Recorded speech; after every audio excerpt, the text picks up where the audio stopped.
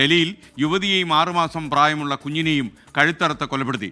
കേസിൽ പ്രതി പിടിയിലായി. ഡൽഹി മജ്നു കട്ലയിലാണ് 22-കാരിയും കുഞ്ഞും കൊല്ലപ്പെട്ടത്.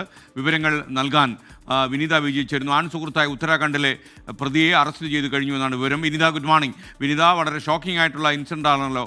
എന്താ കൂടുതൽ വിവരങ്ങൾ?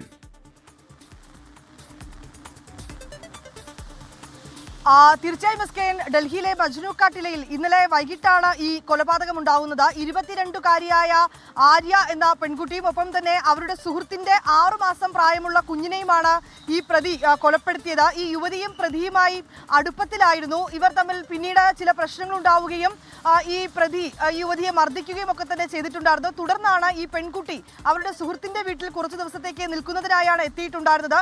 ഒപ്പം തന്നെ ഈ യുവതി ഗർഭിണിയാണെന്നും ഈ സുഹൃത്തും കുടുംബവും സഹായിച്ച ഗർഭചിത്രം നടത്തിയെന്നും ഈ പ്രതിയായ നിഖിൽ വിശ്വസിച്ചിട്ടുണ്ടായിരുന്നു. ഇതിന്റെ പ്രതികാരം എന്ന രീതിയിലാണ് ഈ കൊലപാതകം നടത്തിയിരിക്കുന്നതെന്നാണ് ഇപ്പോൾ ഡൽഹി പോലീസുമായി നമുക്ക് ബന്ധപ്പെടുമ്പോൾ അറിയാൻ കഴിയുന്നത്. 6 മാസം പ്രായമുള്ള ഈ സുഹൃത്തിന്റെ കുഞ്ഞിനെയാണ് ഈ പ്രതി അതിക്രൂരമായി കൊലപ്പെടുത്തിയത്. ഒപ്പം തന്നെ ഈ 22-കാരിയായ യുവതിയെയും കൊലപ്പെടുത്തിയിട്ടുണ്ടായിരുന്നു. ഒപ്പം ഇവർ രണ്ടുപേരും, ഈ യുവതിയും ഒപ്പം തന്നെ ഈ പ്രതിക്കും നേരത്തെയും ഒരു കുഞ്ഞുണ്ടായിരുന്നുവെന്നും ഈ കുഞ്ഞിനെ ഇവർ ഉത്തരാഖണ്ഡിൽ 2 ലക്ഷം രൂപയ്ക്ക് വിറ്റിരുന്നതായും അന്വേഷണ സംഘത്തിന് വിവരം ലഭിച്ചിട്ടുണ്ടായിരുന്നു. ഏതാണെങ്കിലും ഈ കേസിൽ വളരെ വ്യക്തമായിട്ടുള്ള അന്വേഷണം പോലീസ് നടത്തുന്നുണ്ട് എന്നാണ് പറഞ്ഞിട്ടുണ്ടായിരുന്നത്. ഒപ്പം തന്നെ ഈ യുവതിയുടെ ബന്ധുക്കളുമായും പോലീസ് സംസാരിച്ചിട്ടുണ്ട്. ഇവർ തമ്മിൽ ഏറെ വർഷക്കാലമായി അടുപ്പത്തിലായിരുന്നുവെന്നും പിന്നീട് ഈ മർദ്ദനം, ഈ പ്രതി യുവതിയെ നിരന്തരം മർദ്ദിക്കുമായിരുന്നുവെന്നും പോലീസ് പറയുന്നുണ്ട്.